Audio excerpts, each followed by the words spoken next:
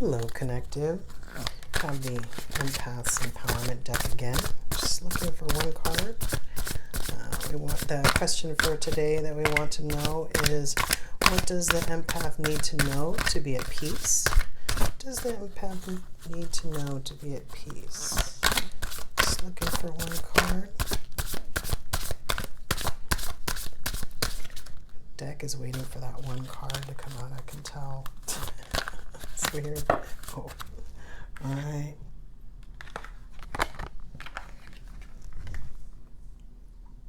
Practice self-soothing. You know what? Let me read it. You have the power to comfort yourself when you are upset. Place your hand gently over your heart. Send yourself unconditional love to ease tension and frustration. So yeah, in times when you actually need to ease tension, frustration, whatever is taking away your peace, you can certainly practice self-soothing. A lot of times, if something's coming up for me, sometimes all I need to say is, everything's fine, everything's okay, you're fine, you're okay, they're fine, they're okay. I'm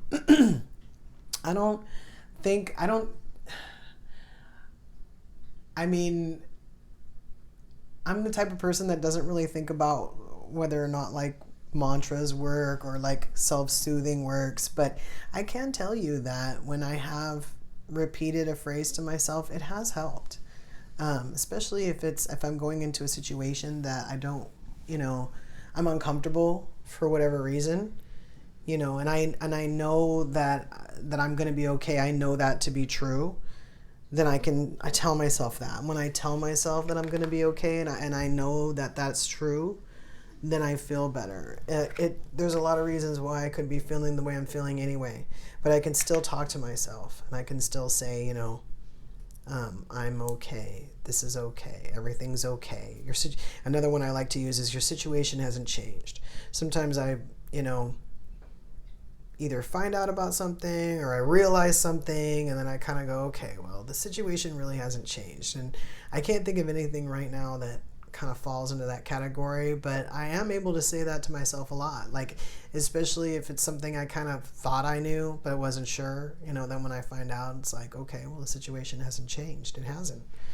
So a lot of times, I can kind of just deal with it on that level and say, okay, well, how have I been dealing with this? Well, if this is still bothering me, how can I deal with it differently? So, self-soothing obviously is, involves basically just easing yourself when you're uncomfortable. It's not about pulling the wool over your own eyes, some people do kind of sugarcoat things for themselves so they don't have to deal with it so much, and giving somebody the benefit of the doubt, like, I do really understand that, but at the end of the day, if you have to tell yourself, well, this person always treats me this way, or that this is how it is, that's not self-soothing, that's settling.